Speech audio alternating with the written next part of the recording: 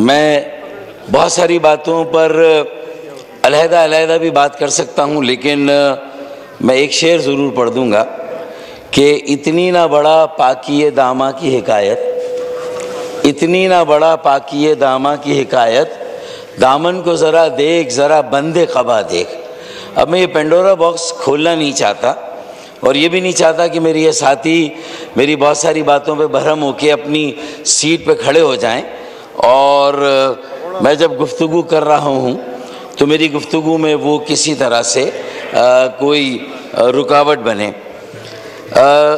دیکھیں، میں نے اس لیے یہ والی بات کی کہ مجھے معلوم ہے کہ جو شہباز شریف صاحب سے پہلے یا PDM-1 کی حکومت سے پہلے جو ہمارے PTI کے ساتھیوں کی حکومت تھی، تو ان کے بانی نے کئی موقعوں پر یہ بات کہی تھی۔ میں وہاں سے اپنی گفتگو شروع کر رہا ہوں، اور انہوں نے کہا تھا کہ اسٹیبلشمنٹ اور ہم جو ہے وہ مکمل طور پر ایک پیج پر ہے، اور میرے خیال میں اگر غور کریں تو یہ بات کہنے کی ضرورت نہیں تھی۔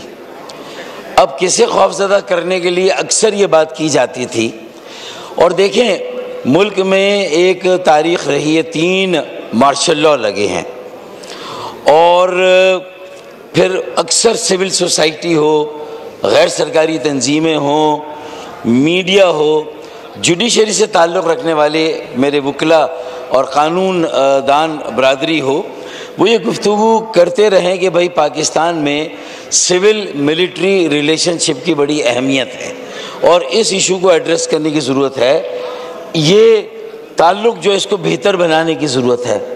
میرے خیال میں اگر اس تناظر میں یہ بات کہی گئی تھی کہ ہاں سویلین اور ملٹری لیڈرشپ جو ہے وہ ایک پیج پر ہے، تمام قومی امور پر، تمام قومی پالیسیز پر، تو میرے خیال میں جب یہ سفر شروع ہوگا تو پھر یہ عملی طور پر یہاں تک تو پہنچے گا کہ آج ہمیں پوری دنیا کے کیپٹل میں پاکستان کی سویلین اور ملٹری لیڈرشپ جو ہے وہ ایک ساتھ پاکستان کا مقدمہ لڑتے ہوئے نظر آتی ہے، اور ظاہر ہے کہ اسے پھر پاکستان کی موجودہ جو آئینی اور جمہوری جو ہمارا فریم ورک ہے، اس میں ہم نے اسے ایسا معیوب بھی نہیں سمجھا۔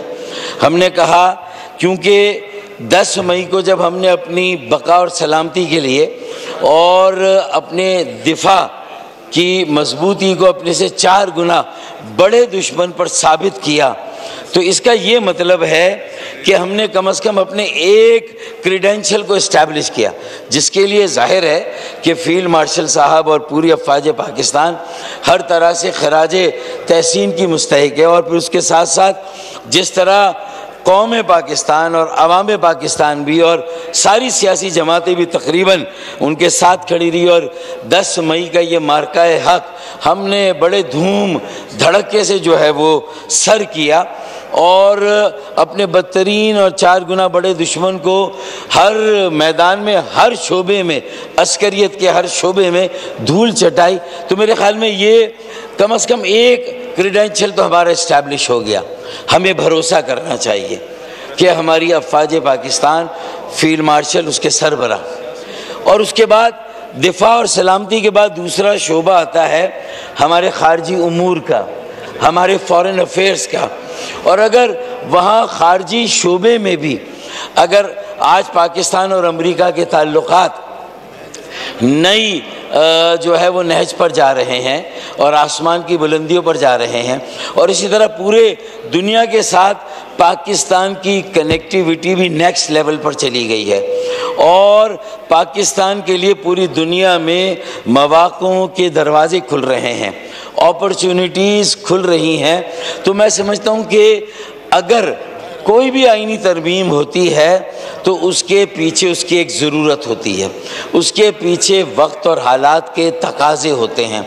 اگر پارلیمنٹیرینز، پولیٹیشنز، پالیسی میکرز جو یہ دعویٰ کرتے ہیں کہ یہ پالیسی میکنگ فورم ہے، تو انہیں ان ساری باتوں کو تناظر میں رکھ کے پھر کوئی کامنٹ کرنا چاہیے۔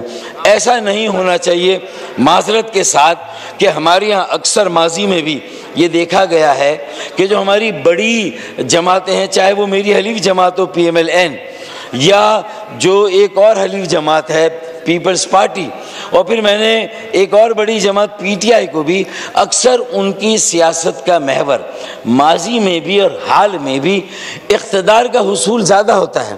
میں نے یہ نہیں دیکھا کسی قانون سازی کے نتیجے میں یا کسی آئین سازی یا آئینی ترمیم کے نتیجے میں بھی ہم نے پاکستان کے 25 کروڑ عوام کو اپنے پالیسی کنسیڈریشن میں رکھا ہو اور ان کی فلاح کے لیے، ان کی بہتری کے لیے ہم آگے کوئی بات کرنے جا رہی ہیں۔ میں نے سارے ماضی کو جو ہے وہ سمندر کو جو ایک کوزے میں سمونے کی کوشش کی ہے۔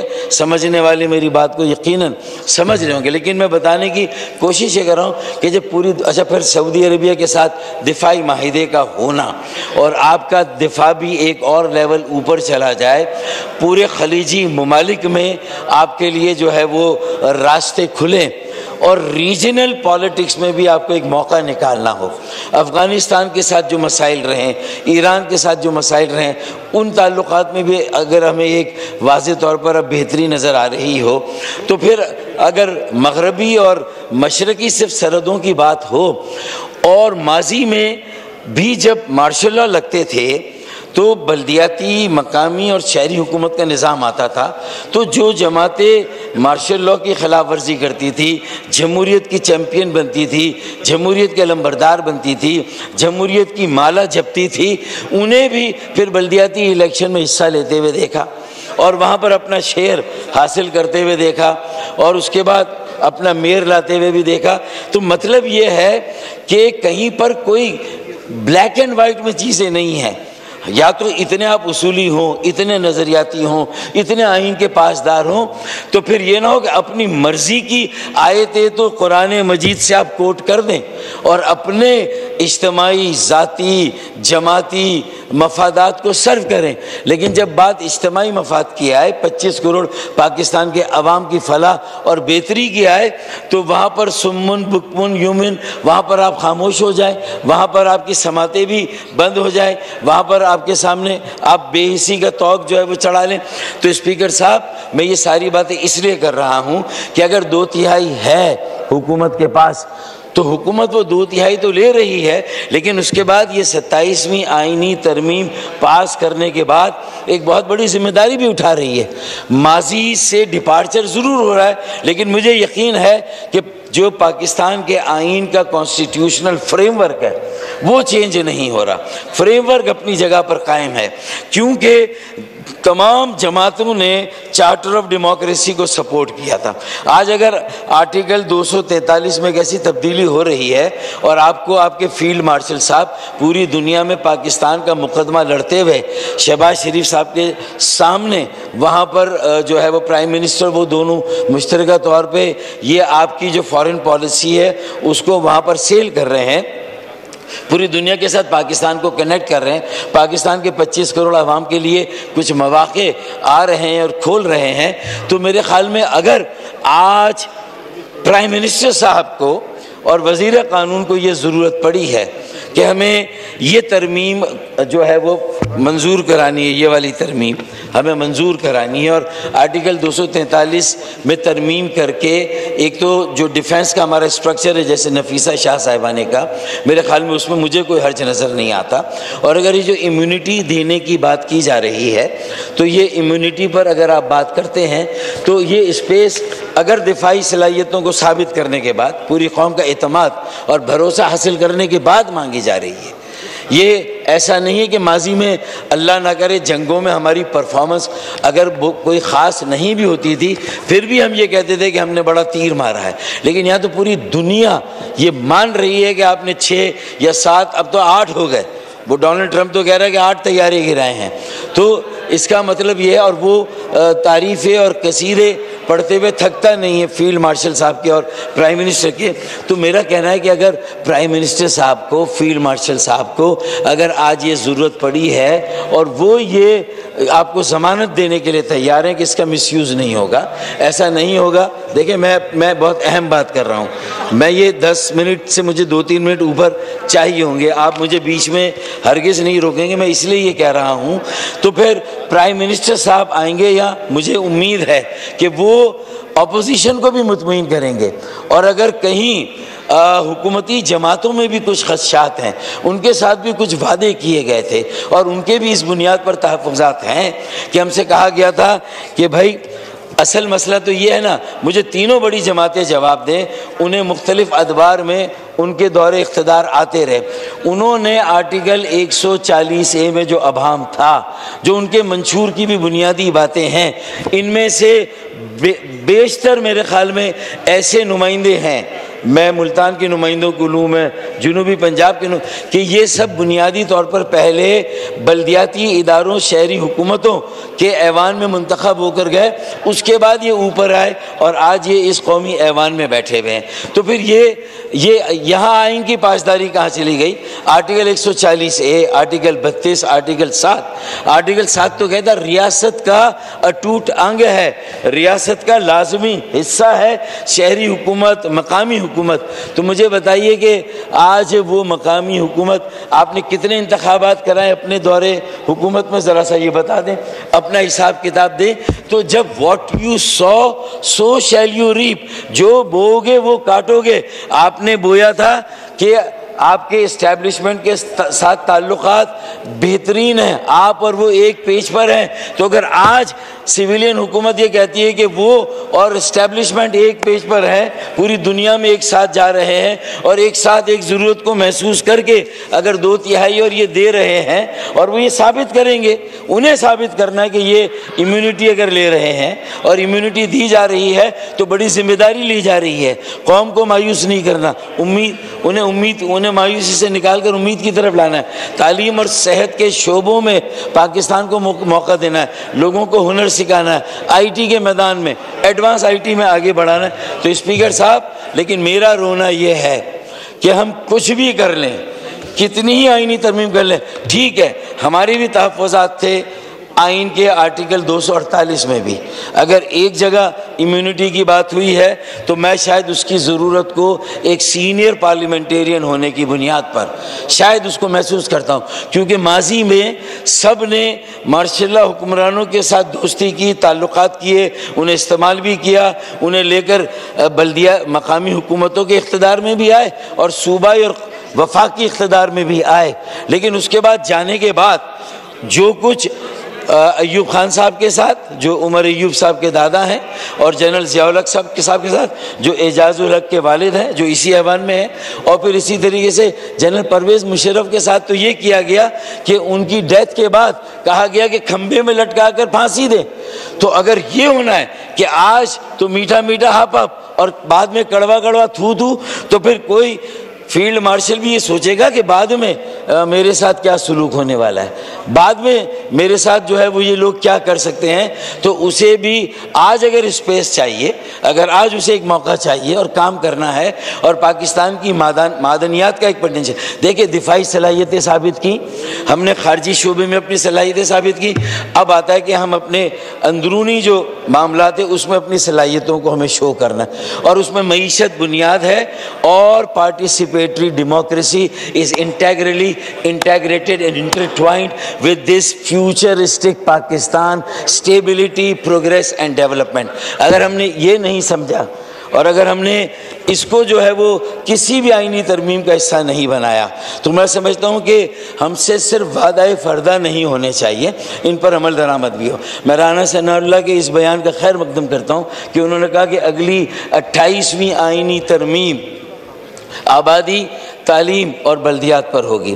پھر یہ کلیئر ہونا چاہیے کہ شمولیتی جمہوریت نہیں، شرکتی جمہوریت نہیں، آپ کے مجھے یہ سب کچھ مجھ سے لے لے، میں تیار ہوں اس 27ویں آئینی ترمیم کو دینے کے لیے، لیکن میں وزیر اعظم پاکستان اعظم نذیر تارڑ وزیر قانون اور فیلڈ مارشل صاحب سے کہوں گا کہ خدا را یہ سب کچھ لے لیں، سارے اختیارات لے لیں، امیونٹی لے لیں، آپ سب کچھ لے لیں، لیکن مجھے پاکستان کے 30 شہروں میں زہران ممدانی دے دیں، مجھے 130 نیو یارک جیسے زہران مبدانی چاہیے جو یہ ببانگ دول کہتا ہے کہ اگر نتن یاہو نیو یارک میں آیا تو میں اس کی گرفتاری کا حکم دوں گا. وہ کیسے جو ہے وہ نیو یارک میں پیر رکھے گا؟ تو مجھے یہ چاہیے. اس کے بدلے میں یہ جو بل آیا ہے اس کے بدلے میں یہ مانگ لو. اگر یہ مانگو گے تو تمہاری سروائیول بھی، میری سروائیول، ہم سب کی سروائیول، اس پارلیمنٹ کی سروائیول، پاکستان کی سروائیول، پاکستان کی تعمیر و ترقی کی ضمانت ہے. اللہ کے واسطے اب اس پر بھی توجہ دیں. کراچی، کوئٹہ، پشاور، لاہور کا جو ایک نوحہ ہے ان پر بھی توجہ دیں. یہ ہر طرح کی غلامی، محتاجی سے لوگوں کو نجات دلائیں. 25 کروڑ عوام کو مہنگائی، بے روزگاری سے نجات دلائیں. تعلیم پر بجٹ ہمارا 5% GDP کا ہونا چاہیے. ہمیں ہنر سکھانے کے مراکز قائم کرنے چاہیے. دنیا کے ساتھ قدم بقدم ملا کر ہمیں چلنا ہے. بلدیاتی جمہوریت، پارٹیسپیٹری ڈیموکریسی کے علاوہ ہم اس کو ہم کہیں ہم اپنی جمہوریت کو مضبوط اور مستحکم بنا نہیں سکتے. آپ وہ کہتے ہیں نا کہ ہوا کے دوش پر رکھے ہوئے چراغ ہیں ہم، جو بجھ گئے تو ہوا سے شکایتیں کیسی میں ختم کر رہا ہوں. تو پھر اس لیے میں اپنے بھائیوں کو یہ سمجھاتا ہوں کہ بڑی جماعتیں بھی اقتدار کی سیاست کر رہی ہیں، ذمہ داری کی سیاست نہیں کر رہی، ڈیلیوری کی سیاست نہیں کر رہی. ایجنڈا ہونا چاہیے reform, transform and then perform. Reform کریں، تبدیل کریں اپنی ساری حیت اور نوعیت کو، اور اس کے بعد ڈیلیور کریں. ڈیلیوری کی سیاست کے بغیر، اور ڈیلیوری ہوگی آپ کے اس آرگن سے، مقامی حکومتوں سے. اور شہر کیا بنے ہوئے؟ Multiple agency control. ایک شہر نکلا ہے، آرکیولوجسٹ نے نکالا ہے، 5000 سال پرانا شہر نکلا ہے پاکستان میں. 5000 سال پرانا ایک شہر نکلا ہے جس کا نام کراچی ہے. جگہ جگہ گڑھے ہیں، سڑکیں ٹوٹی ہوئی ہیں، وہاں کے بنیادی انفراسٹرکچر تباہ اور برباد ہیں، اس لیے کہ نہ صوبہ اون کر رہا ہے نہ وفاق اون کر رہا ہے. ارشد ورن میں صرف ایک بات، لیکن یہ ہڑپا اور موہنجو دڑو نہیں ہے. یہ 5000 سال پرانا شہر ہے لیکن 4 کروڑ زندہ انسانوں کے ساتھ نکلا ہے. ہڑپا اور موہنجو دڑو میں زندہ انسان نہیں نکلے تھے. یہ وہ شہر ہے جو 5000 سال پرانا ہے لیکن 4 کروڑ انسانوں کے ساتھ نکلا ہے. جناب والا کچھ اس کی طرف بھی توجہ دیں. یہ صرف آئینی ترمیم میں تنقید، جوابی تنقید، الزام، جوابی الزام. ہم نے اپنی معیشت کے انجن کا بیڑا غرق کیا ہے. جو معیشت کا مرکز ہے، ترقی کا انجن ہے، 130 شہر ہیں. انہیں اختیار دیں، انہیں اقتدار دیں، انہیں فیصلہ کرنے دیں. Let them become the masters of their own destiny. اگر انہیں اپنی تقدیر کا مالک. تھینک یو جی، بہت شکریہ. Thank you. بات مکمل کر لیں پلیز. آخری بات کر رہا ہوں. کبھی پریزیڈنٹ صاحب اپنے لیے امیونٹی مانگ رہے ہیں، یہ ایک اختیار و اقتدار ہے. اور کبھی پریزیڈنٹ صاحب کہتے ہیں کہ میں نے جو سارے اختیار پریزیڈنٹ کے پاس تھا وہ سارا پارلیمان کو دیا 18ویں ترمیم میں، جو صوبہ خود مختاری کا تھا. یہ رسہ کشی چلے گی. اوپر ہی اوپر سارا کھیل ہو رہا ہے، نیچے کیا ہو رہا ہے؟ اصل تو بات بتائیں، نیچے کب ہوگا؟ وہاں جمہوریت کب جائے گی؟ لوگ کب سیاسی، معاشی، جمہوری اور جو ہے وہ معاشرتی عمل میں شامل ہوں گے؟ انہیں تو باہر کر دیا، ہم سب آپس میں کھیل رہے ہیں. یہ کل کیا ہوگا اگر یہ جیت جائیں گے؟ ان کا کوئی پھر وزیر اعظم آ جائے گا. تھینک یو فتار صاحب. یہ آج جیل. بہت شکریہ جی. Thank you. Thank you. 18 minute ہو گئے ہیں آپ کے. آخری شعر پڑھ لیں بس.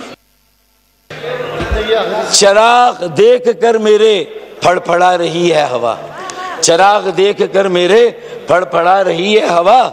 کئی دنوں سے بہت تیز چل رہی ہے ہوا. کئی دنوں سے بہت تیز چل رہی ہے ہوا. بنا رہے تھے جو قصے میری تباہی کے، بنا رہے تھے جو قصے میری تباہی کے، انہیں کچھ خبر ہی نہیں، رخ بدل رہی ہے ہوا. پاکستان زندہ باد. جی شہریار افریدی صاحب.